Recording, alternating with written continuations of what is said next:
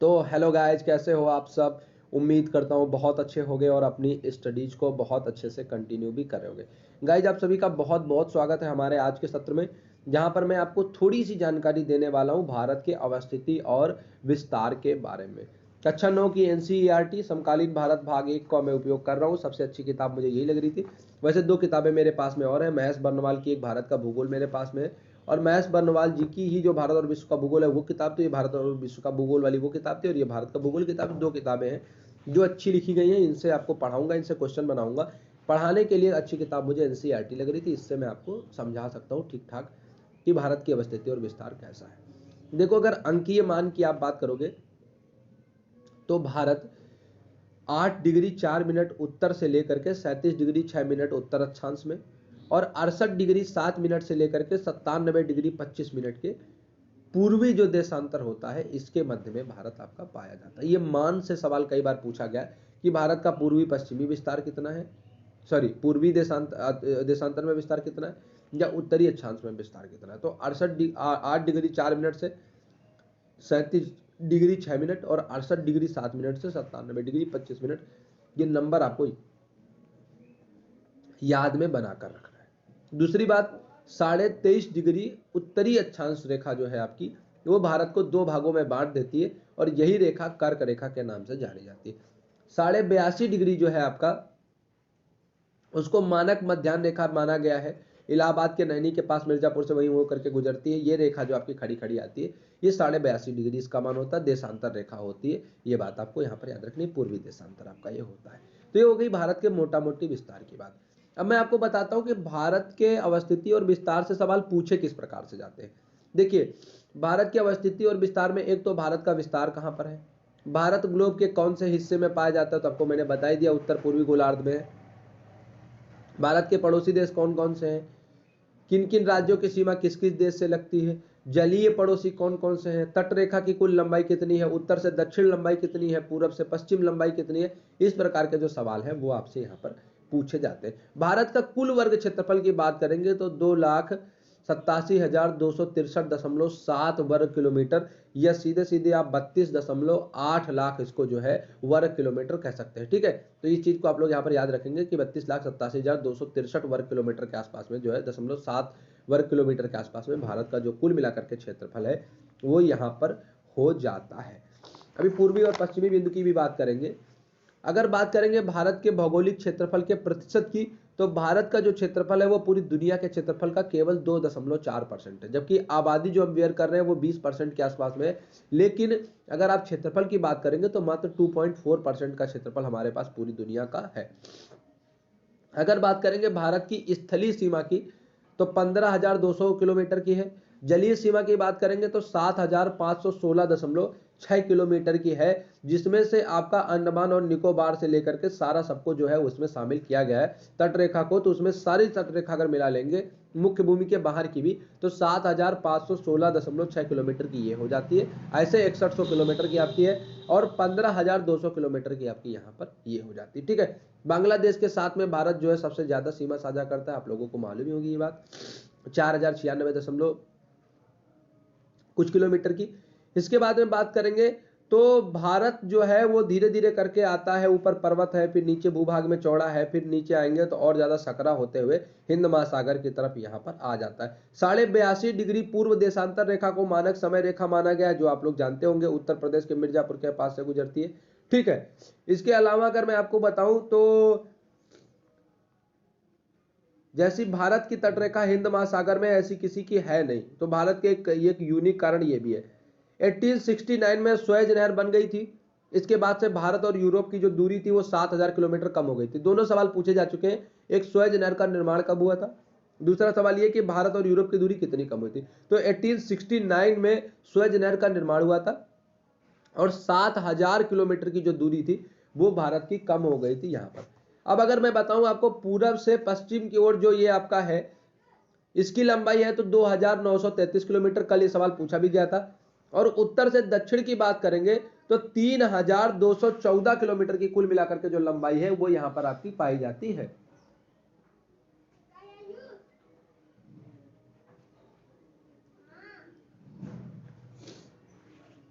भारत के पड़ोसी देशों की अगर आप बात करेंगे तो इधर आपका पाकिस्तान है, ऊपर आपका थोड़ा सा हिस्सा जो है जो पाक ऑक्युपाइड कश्मीर है उसका है जो अफगानिस्तान के साथ में, फिर इधर भारत चीन वाला तिब्बत वाला हिस्सा, फिर नेपाल है, इधर छोटा सा भूटान है, फिर इधर म्यांमार है, फिर ये आपका बांग्लादेश है। जलीय पड़ोसियों की बात करेंगे तो श्रीलंका है, इसके अलावा मालदीव है, वो भी जलीय पड़ोसी आपका यहाँ पर हो जाता है। तो कुल मिलाकर के ये 3 4 5 देश हैं जो आपके पड़ोसी देशों की श्रृंखला में आएंगे, इनके बारे में हमारा डिस्कशन रहेगा। ये तो बात हो गई भारत के पड़ोसी देशों के बारे में। चिंता मत कीजिए, आखिरी में समराइज करूंगा तो सब समझ में आ जाएगा, ठीक है। इसके बाद में भारत के पड़ोसी देशों की भी बात की चर्चा आई है, वो तो हम पहले आपको बता चुके हैं। कौन कौन से राज्य अंतरराष्ट्रीय सीमा तथा समुद्र तट को नहीं करते हैं, टच नहीं करते हैं, इन बारे में इन राज्यों को भी जानना जरूरी है। जो राज्य ऐसे हैं कि जो ना तो जिनके पास समुद्री तट है ना तो उनके पास में कोई अंतरराष्ट्रीय सीमा है, तो कौन कौन से ऐसे राज्य हैं ये आप मुझे कमेंट करके बताइएगा जिनके पास ना तो अंतरराष्ट्रीय सीमा है और ना ही वो जो है कोई भी समुद्र तट छूते हैं। जैसे मैं आपको एक राज्य का उदाहरण दे सकता हूँ, छत्तीसगढ़ का नहीं दे रहा हूं, मैं दे रहा हूं आपको मध्य प्रदेश का। मध्य प्रदेश एक का उदाहरण इसलिए दे रहा हूं क्योंकि मध्य प्रदेश के ना तो कोई अंतरराष्ट्रीय इसके पास बाउंड्री है, ना ही ये समुद्र तट से लगता है। आप चाहे तो छत्तीसगढ़ को भी इस श्रेणी में रख सकते हैं, लेकिन मैं चलो 2 राज्य हो गया, बाकी आपको बताना है कौन कौन सा ऐसा राज्य जिसके पास ना तो कोस्टल बाउंड्री है ना ही वो जो है किसी देश के साथ में अपनी सीमा साझा करता है, ठीक है। क्षेत्रफल के हिसाब से सबसे बड़ा राज्य कौन सा है तो सबको मालूम ही है, राजस्थान। सबसे छोटे राज्य की बात करेंगे तो गोवा है, सारे लोग जानते ही जानते हैं, ठीक है। तो इस तरीके से आप जान ही सकते हैं। चलिए आगे बढ़ते हैं। भारत के पड़ोसी देशों की बात करेंगे तो पाकिस्तान है, अफगानिस्तान है, चीन है, नेपाल है, भूटान है, बांग्लादेश है, म्यांमार है, श्रीलंका है, ये तमाम सारे जो है वो भारत के पड़ोसी देशों के अंतर्गत यहाँ पर रखे जाते हैं। भारत और श्रीलंका के बीच में एक छोटा सा समुद्री रास्ता है जिसको पाक जल संधि और मन्नार की खाड़ी, 2 चीजें हैं वहां पर। मालदीव और लक्षद्वीप जो है ये भारत के दक्षिण में पड़ते हैं, आप लोग इनके बारे में तो जानते ही जानते होंगे, दक्षिण पश्चिम में जो है पड़ते हैं। अब बात करेंगे यहाँ पर सवालों के बारे में और समरी के बारे में। तो ये तो कुल मिलाकर के चैप्टर था। अवस्थिति और विस्तार से जितना आपको पढ़ना होता है उसमें से कुल मिलाकर के आपको इतना चीजें ही हैं जो यहाँ पर पढ़ना होता है।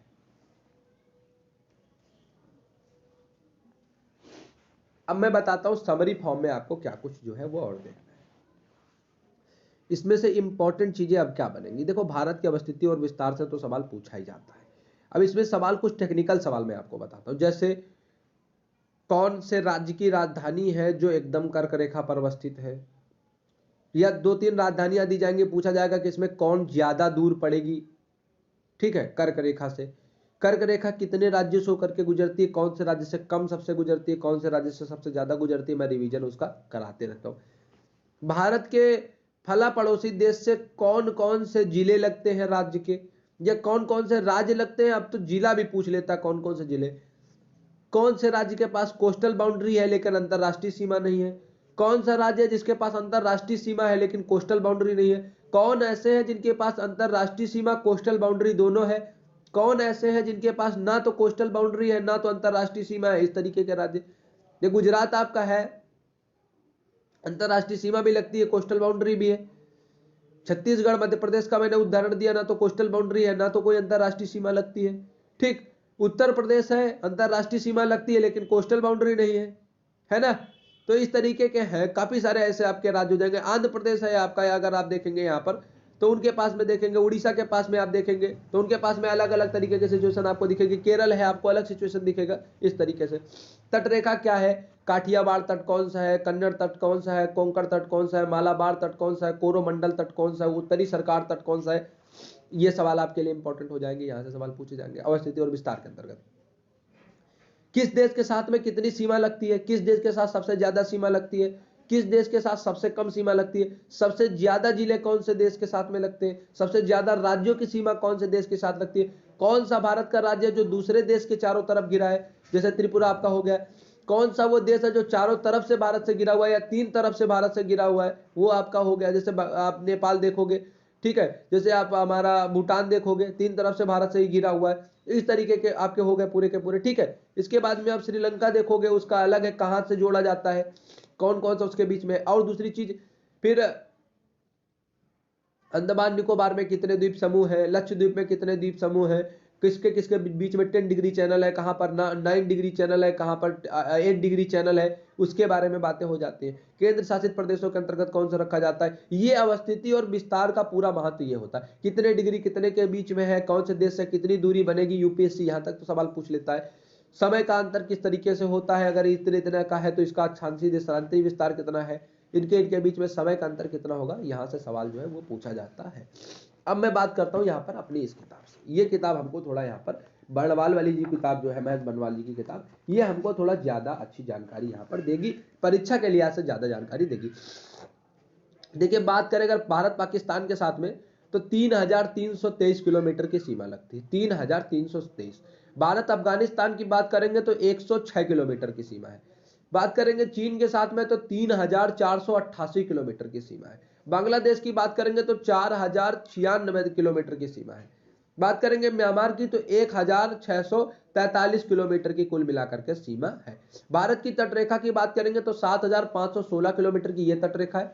15200 किलोमीटर की स्थल वाली रेखा है, ठीक है, स्थलीय सीमा 15200 किलोमीटर, और ये 7516.6 किलोमीटर जल सीमा। इसमें आपका लक्षद्वीप और जो ये अंडमान निकोबार है ये भी शामिल है, इनको मिला करके, ठीक है। इस बात को आप लोग यहाँ पर याद बना करके। क्षेत्रफल की दृष्टि से बात करेंगे तो रूस, कनाडा, चीन, अमेरिका, ब्राजील, ऑस्ट्रेलिया, तब भारत का नंबर आता है। भारत उत्तर पूर्वी गोलार्ध में पहले ही बता चुका हूं। आगे बढ़ते हैं। सबसे अगर पूर्वी बिंदु की बात करेंगे तो वो आपका किबिथु है, पश्चिमी बिंदु की बात करेंगे तो गौरमोता है, उत्तरी बिंदु की बात करेंगे तो इंदिरा काल है, दक्षिणी बिंदु में मुख्य भूमि की बात करेंगे तो कन्याकुमारी। वैसे इंदिरा पॉइंट हालांकि 2006 में सुनामी में डूब गया था, वो एनसीईआरटी बताता है। दक्षिणतम बिंदु इंदिरा पॉइंट है, ग्रेट निकोबार में पड़ता है। ये भी पूछा गया कि इंदिरा पॉइंट है कहां पर, तो ग्रेट निकोबार में, याद रखना, ठीक है। उत्तरी अंडमान, मध्य अंडमान, लिटिल अंडमान, फिर car Nicobar, little Nicobar, great Nicobar, ठीक है, ऐसे याद रखना। उत्तरतम बिंदु इंदिरा काल बता चुका हूं, वो सारी चीजें आपको बता चुका हूं, ठीक है। अक्षांशीय और देशांतरी विस्तार का प्रभाव समय पर पड़ता है। भारत की मुख्य भूमि की आकृति चतुष्कोणीय है, कैसी है, चतुष्कोणीय है, ठीक है। अक्षांशीय विस्तार का प्रभाव कर्क रेखा जो 23.5 डिग्री है, वो भारत को 2 बराबर भागों में बांट देती है। 8 राज्यों से गुजरती है, गुजरात से गुजरती है, फिर राजस्थान है, फिर मध्य प्रदेश है, फिर छत्तीसगढ़ है, फिर झारखंड है, और उसकी राजधानी रांची वहीं पर पड़ती है, फिर पश्चिम बंगाल है, त्रिपुरा है और मिजोरम है, फिर बांग्लादेश से भी होकर के ये जो है गुजरती है, ठीक है। इसमें उत्तरी और दक्षिणी अक्षांशों में उष्ण कटिबंध का जो विस्तार है वो थोड़ा सा यहाँ पर पाया जाता है। अब भारत के मानक समय की बात करेंगे तो 5 घंटा 30 मिनट जो भारत का मानक समय है वो अभी क्या चल रहा है आपका, आगे चलता है, वहां से 0 डिग्री से आप बात करेंगे तो वहां पर, ठीक है। भारत क्षेत्रफल के हिसाब से 7वां बड़ा देश है, 32,87,263 वर्ग किलोमीटर का भारत का कुल क्षेत्रफल है। इंपॉर्टेंट पॉइंट है, याद रखना। परसेंटेज की बात करेंगे तो 2.4% है। हालांकि आबादी हम जो है वो बियर कर रहे हैं, वो 20% के आसपास बियर कर रहे हैं, लेकिन अगर आप क्षेत्रफल की बात करेंगे तो केवल 2.4% है। भारत की मुख्य भूमि की बात, मुख्य जलीय सीमा की बात करेंगे तो 6100 किलोमीटर की है, लेकिन अगर अंडमान निकोबार और उसको भी जोड़ लेंगे तो 7516 किलोमीटर हो जाएगी। कभी कभी यही पूछा जाता है कि मुख्य भूमि की जलीय सीमा कितनी है, तो 6100 किलोमीटर। कुल जलीय सीमा कितनी है, तो 7516.6 किलोमीटर। दोनों पॉइंट को अलग अलग याद रखना। सबसे ज्यादा समुद्री तटरेखा की बात करेंगे तो 1962 किलोमीटर की अंडमान और निकोबार के पास में। एक भाई साहब का फोन आ रहा है, जरा इनको पहले देख ले फिर मैं आता हूं।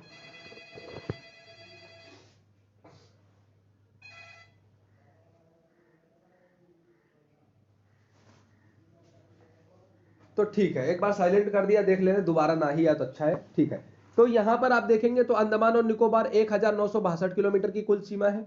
गुजरात की सीमा 1214 किलोमीटर, लेकिन अगर राज्य में कभी पूछा जाए किसके पास जलीय सीमा सबसे ज्यादा है तो गुजरात जवाब होगा। लेकिन अगर पूरा सबकी बात की जाए तो अंडमान और निकोबार। अगर राज्य लिखा हो तो गुजरात लगाना, अगर राज्य न लिखा हो तब पूछा जाए किसकी जलीय सीमा सबसे ज्यादा है भारत में, किसकी जलीय सीमा सबसे ज्यादा किसके पास है, तो अंडमान निकोबार के पास में, याद रखना ये बात। दूसरे नंबर पर गुजरात 1214.7 किलोमीटर की जो सीमा है ये इनके पास में है। 1962 किलोमीटर की सीमा अंडमान के पास में। दोनों की नंबर में याद होना चाहिए। अब राज्य नहीं पूछेगा, नाम नहीं पूछेगा, नंबर में पूछेगा। 1962 kilometre Andaman Nicobar, 1214 kilometre Gujarat, 1214 kilometre Gujarat, 1962 kilometre Andaman Nicobar, याद रखना, ठीक है। गोवा के पास में भी 101 किलोमीटर की है। दमन और गोवा के पास सबसे कम है बात करेंगे तो, वैसे बात करेंगे तो पांडुचेरी के पास केवल 47 किलोमीटर, दमन और दीव के पास केवल 42 किलोमीटर की जो जलीय सीमा है वो है। गुजरात के तट को कच्छ का तट कहा जाता है। फिर गुजरात का जो नीचे का हिस्सा है महाराष्ट्र के आसपास का, उसको काठियावाड़ तट कहा जाता है। गोवा का तट रेखा जो है कोंकण तट कहलाता है। कर्नाटक का जो तट रेखा है वो कन्नड़ तट कहलाता है। फिर केरल की तट रेखा मालाबार तट कहलाती है। तमिलनाडु की तट रेखा कोरोमंडल तट कहलाती है। और फिर आंध्र प्रदेश उड़ीसा की जो तट रेखा है वो उत्तरी सरकार उत्गल तट, और फिर पश्चिम बंगाल और उड़ीसा के पास की जो सीमा है वो वैगा तट कहलाती है। तट रेखा का नाम याद होना चाहिए, सवाल पूछे जा चुके हैं पहले ही। मैं जल्दी बता रहा हूं, आप वीडियो रिवाइज करके देखना या धीरे करके रोक रोक के देखना, नोट्स बनाते जाना, ठीक है। मैं यहाँ पे जल्दी जल्दी बताते आपको चला जा रहा हूं, लेकिन आप नोट्स बनाते जाना और इसके बाद में आप इसको अपने आप से पढ़ भी लेना अगर किताब है तो, नहीं तो अपने नोट्स को पढ़ लेना, इतने में आपका बेड़ा पार हो जाएगा, इससे बाहर कुछ नहीं जाएगा। अब आप सुने होंगे प्रायद्वीपीय भारत, तो आप सोचते होंगे प्रायद्वीपीय भारत क्या होता है। तो प्रायद्वीपीय भारत अगर आप देखेंगे तो वो स्थल का हिस्सा जो तीन तरफ से समुद्र से घिरा होता है उसको प्रायद्वीप बोला जाता है, ठीक है। तो प्रायद्वीपीय भारत का मतलब है स्थल का वह हिस्सा जो तीन तरफ से समुद्र से घिरा हो। आपने देखा होगा भारत की जो वी शेप वाली आकृति बनती है उसमें इधर हिंद महासागर आपका इधर आपका अरब सागर पड़ जाता है, नीचे हिंद महासागर पड़ता है, इधर आपका बंगाल की खाड़ी। तो भारत का वो तीनों तरफ से हिस्सा जो है वो घिर जाता है समुद्र से, इसीलिए उसको प्रायद्वीपीय भारत जो है वो कहा जाता है, ठीक है। तीन तरफ से ये जो है यहाँ पर घिरा हुआ है। ओके, समुद्र की ओर स्थलीय भाग, अंतरा सकरा हुआ भाग जो पहले से तीनों ओर से समुद्र से घिरा हो वो अंतरीप कहलाता है। जैसे कुमारी आशा अंतरीप आप लोगों ने सुना होगा। फिर राज्य और केंद्र शासित प्रदेश है जिसके बारे में आप लोगों को बताने की ज्यादा कुछ जरूरत नहीं, आप जानते होंगे। 7 सिस्टर स्टेट्स को आप जान लीजिएगा। बांग्लादेश से 5 भारत के राज्य लगते हैं। पश्चिम बंगाल की सीमा सबसे ज्यादा लगती है, त्रिपुरा तीनों तरफ से घिरा हुआ है, मेघालय की लगती है, ऊपर रखा हुआ है उसके ऊपर एकदम, असम की लगती है थोड़ी सी, और मिजोरम की भी थोड़ी सी लगती है सीमा। तो कुल मिलाकर 5 भारतीय राज्य ऐसे हैं, बांग्लादेश है, असम है, मेघालय है, त्रिपुरा है और मिजोरम है, जिनकी सीमा बांग्लादेश के साथ में लगती है। 4096.7 किलोमीटर की सबसे ज्यादा इनके साथ में लगती है। 6100 किलोमीटर की मुख्य जलीय सीमा है और 7516 किलोमीटर कुल जलीय सीमा है, याद रखना, ठीक है। सीमाएं देशों की बता चुका हूं, 3323 पाकिस्तान के साथ, 106 अफगानिस्तान के साथ, 3488 चीन के साथ, 1751 नेपाल के साथ, 699 भूटान के साथ, 1643 म्यांमार के साथ और 4096.7 किलोमीटर बांग्लादेश के साथ। ये देशों के साथ सीमाओं की लंबाई है। वैसे तो सबकी याद होनी चाहिए, ना याद हो तो सबसे ज्यादा सबसे कम तो याद ही होनी चाहिए आजकल, चीन वाली याद होनी चाहिए और नेपाल वाली याद होनी चाहिए। चीन और नेपाल याद कर लो क्योंकि बांग्लादेश वाली पूछी जा चुकी है, अफगानिस्तान वाली भी पूछी जा चुकी है, तो चीन और बांग्लादेश याद कर लो भाई, सॉरी चीन और नेपाल। 5 राज्य लगे हुए हैं बांग्लादेश से, चीन के साथ में भी 5 राज्य लगे हैं। अभी तो एक केंद्र शासित प्रदेश बन गया, तो एक केंद्र शासित प्रदेश 4 राज्य हो जाएगा। पाकिस्तान के साथ 4 राज्य लगे हैं, गुजरात, राजस्थान, पंजाब, जम्मू कश्मीर, इसके भी अब 3 हो जाएंगे, एक केंद्र शासित बन गया है। और चीन के साथ में हिमाचल प्रदेश, उत्तराखंड, सिक्किम, अरुणाचल प्रदेश, जम्मू कश्मीर संघ शासित प्रदेश बन गया। नेपाल के साथ में 5 राज्य लगते हैं, उत्तर प्रदेश, बिहार, पश्चिम बंगाल, सिक्किम और उत्तराखंड। म्यांमार की बात करेंगे, 4 लगते हैं, अरुणाचल प्रदेश, नागालैंड, मणिपुर और मिजोरम। याद कर लेना क्यों, क्योंकि म्यांमार में तख्ता पलट हुआ है, इंपॉर्टेंट है। भूटान के साथ 4 भारतीय राज्य लगते हैं, पश्चिम बंगाल, सिक्किम, अरुणाचल प्रदेश, असम, ठीक है। एक राज्य है जो लगता है संघ शासित प्रदेश अफगानिस्तान के साथ, जम्मू और कश्मीर। ये हो गया, अभी इतना आपका, ये इतना इसके लिए पर्याप्त है। महत्वपूर्ण चैनलों की बात करेंगे तो लक्षद्वीप और मिनी काय के बीच में 9 डिग्री चैनल है। लक्षद्वीप और मिनी काय के बीच में 9 डिग्री चैनल है। मालदीव और मिनी काय के बीच में 8 डिग्री चैनल है। मालदीव, मिनी काय 8 डिग्री चैनल, मिनी काय और लक्षद्वीप 9 डिग्री चैनल। इसके बाद में ग्रेट चैनल या महान चैनल की बात करेंगे तो वो सुमात्रा, इंडोनेशिया और निकोबार के बीच में आता है। पाक स्ट्रेट की बात करेंगे भारत और श्रीलंका के बीच में, सबको मालूम है, बताने की जरूरत है। माहिम द्वीप की बात करेंगे तो एक पतली सी निवेशिका है मुंबई में, बताने की जरूरत नहीं है। कच्छ की खाड़ी गुजरात में है, बताने की जरूरत ज्यादातर नहीं है, मालूम होगा। इसके बाद में बात आपकी आती है जो आती खंभात की खाड़ी की, गुजरात में नर्मदा और ताप्ती का मुहाना है, मालूम ही होगा। लक्षद्वीप सागर की अगर आप बात करेंगे तो लक्षद्वीप और मालाबार तट की जो है मध्य में है, मालूम होगा आप लोगों को। 10 डिग्री चैनल अंडमान और निकोबार के बीच में पड़ता है, इंपॉर्टेंट है, पूछा जा चुका है, आप लोगों को जानकारी में होगा। एक बार रिवीजन करा देता हूं। मालदीव और मिनिकॉय के बीच में 8 डिग्री चैनल है। मालदीव और लक्षद्वीप और मिनिकॉय के बीच में 9 डिग्री चैनल है। ग्रेट चैनल सुमात्रा, इंडोनेशिया के बीच में पड़ता है। 10 डिग्री चैनल अंडमान और निकोबार के बीच में। चैनलों को याद रखना, नोट कर लेना। 9 डिग्री मालदीव और आपका जो है लक्षद्वीप और मिनिकॉय 9 डिग्री, मालदीव और मिनिकॉय 8 डिग्री, 10 डिग्री अंडमान और निकोबार। ये 3 तो आपको पता ही होना चाहिए। सार्क के देशों की बात करेंगे तो इसमें भारत है, अफगानिस्तान है, पाकिस्तान है और बांग्लादेश है, श्रीलंका है, नेपाल है, भूटान है और मालदीव है। ये सार्क के देशों के अंतर्गत आते हैं। भारत के 17 राज्य है जो पड़ोसी देशों से लगते हैं। इसमें आपका पश्चिम बंगाल है, असम है, मेघालय है, त्रिपुरा है, मिजोरम है, मणिपुर है, नागालैंड है, सिक्किम है, अरुणाचल है, बिहार है, उत्तर प्रदेश है, उत्तराखंड है, हिमाचल है, पंजाब है, जम्मू और कश्मीर वर्तमान संघ शासित प्रदेश है, राजस्थान है और गुजरात है। इतने देश। सवाल यहां से इस प्रकार का भी पूछा जा सकता है, कौन कौन से राज्य हैं जिनकी सीमा दो देशों के साथ लगती है। जैसे आपका अरुणाचल प्रदेश म्यांमार के साथ भी लगता है, चीन के साथ भी लगता है। इस तरीके से भी सवाल पूछा जाता है, याद रखना। जलीय सीमा, समुद्री सीमा वाले जो आपके 7 देश हैं, उसमें बांग्लादेश के साथ लगती है, म्यांमार के साथ लगती है, थाईलैंड के साथ लगती है, इंडोनेशिया के साथ लगती है, श्रीलंका के साथ लगती है, मालदीव के साथ लगती है और पाकिस्तान के साथ लगती है। ये 5 देश है जिनके साथ में जलीय सीमा भी भारत की लगती है। पाकिस्तान के साथ में जल और स्थल दोनों सीमा लगती है। बांग्लादेश के साथ में जल और स्थल दोनों की सीमा जो है वो यहां पर लगती है। ठीक है, आगे बात करते हैं।